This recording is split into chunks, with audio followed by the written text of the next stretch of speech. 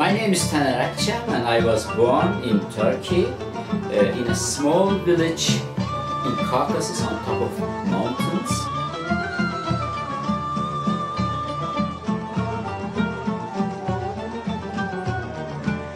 My both parents were teachers and we moved to Ankara, the capital city of Ankara. This is where I graduated from university and I became very active in students' movement. This is what is known here also as 68 movements, the students' movement. Basically, we were for democracy and human rights in Turkey. People try to put us to down, talking about my generation, just because we get around. Talking about my generation, things they do look awful.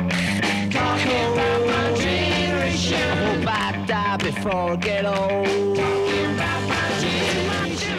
Within these activities, I became editor-in-chief of a student journal. We called this journal Revolutionary Youth. We considered ourselves as revolutionaries at that time, and we want to change not only the Turkey, we want to change the world.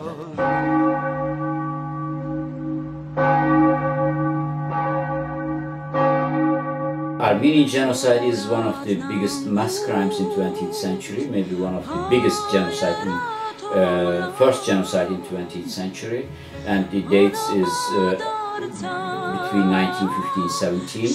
Even some scholars argue that it continued until 1923.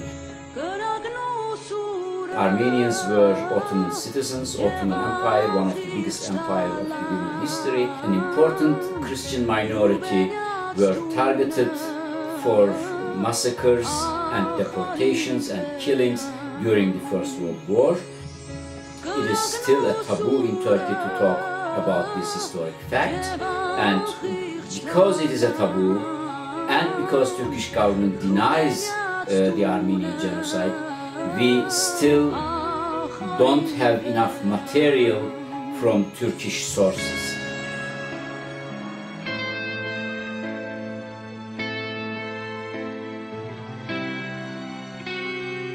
My major contribution in the field is to introduce the Ottoman Turkish document related to Armenian genocide.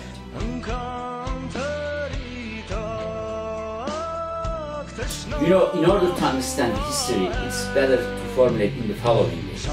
Turkish Republic, Turkish nation state, established on 5 major taboos. And these taboos were made also a part of criminal law. It was banned to mention about these taboos also. According to Turkish law or the legend, this is the founding legend of Turkish Republic, there are no Kurds in Turkey. Kurds are mountain Turks.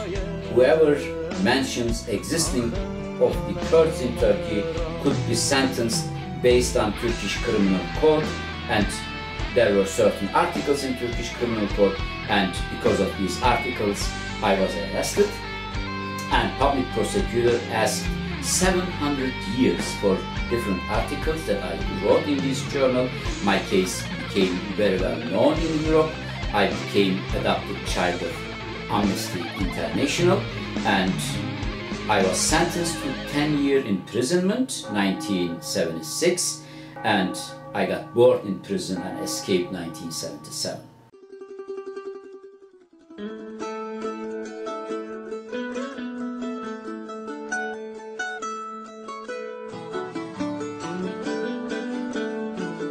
I ended up in Germany 1977, end of 1977, October.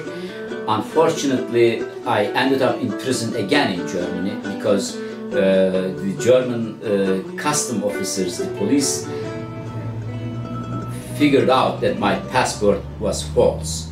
So because of this false passport, I ended up in prison in Germany. But the Amnesty International found me and they took me out, and where I could continue my study, where I then continued the education and had my PhD, and now I'm